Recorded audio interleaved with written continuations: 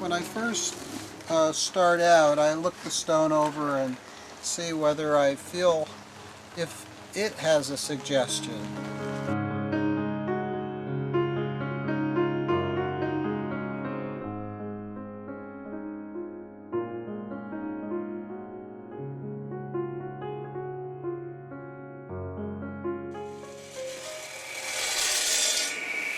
I like it because it's translucent, and I've been working in a whole series of pieces that bring more light into the world.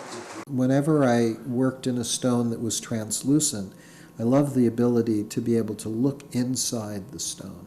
I feel like these are dark times and we need to bring more light in with our artwork. So that's what my sculptures are about.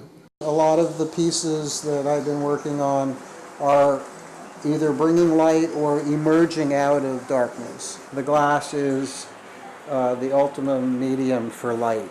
It just loves light and lets light through, and it also has the inner dimension.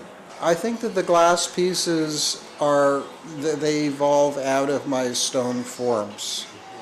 I've been working a lot with either these geometric shapes, simple shapes that can communicate figurative symbolism. When I was a figurative carver, I found that the more realistic I was getting, the more fixed it was. And then the more I went towards minimalism, the more open it was for interpretation. And I really like that. And so I've gone really from being a figurative carver into basically a minimalist that just suggests the figure.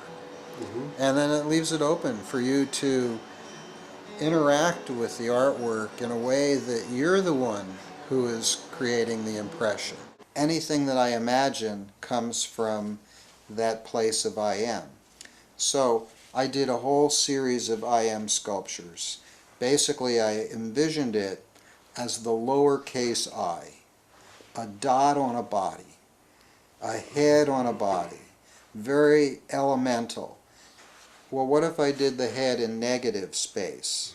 And so I carved out a cylindrical hole in a piece of stone, and it began the series. I first started calling this the Omega series, and at one point I made the sixth one with a circular form. It was more rounded, not flat-faced like this piece, and I called the piece Genesis. And I literally, for about 2 weeks, was transformed by the energy of that sculpture.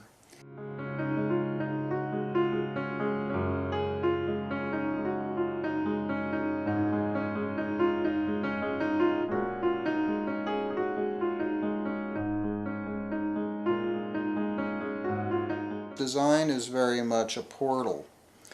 You've got this keyhole-like opening, and the gap is much smaller than, say, the circular hole above it. And as a portal, very often in life, as a metaphor, when you're going through a new doorway, very often it's narrower than you and your baggage.